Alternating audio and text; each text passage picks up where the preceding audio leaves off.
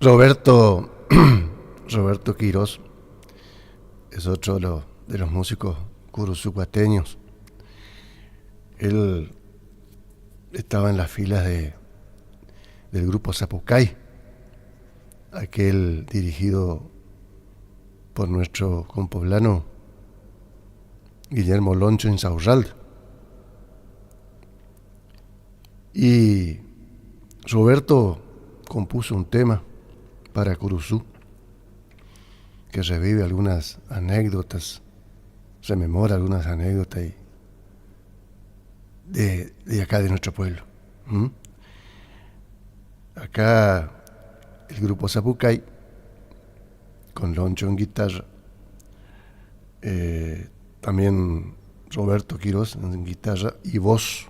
Él canta su propio tema. Este tema le pertenece a Roberto Quirós.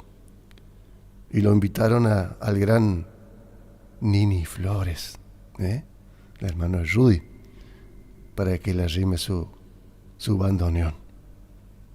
Escuchen qué lindo le salió este tema a Roberto Quirós, este chamamé. Él lo tituló Cuando vuelvo a...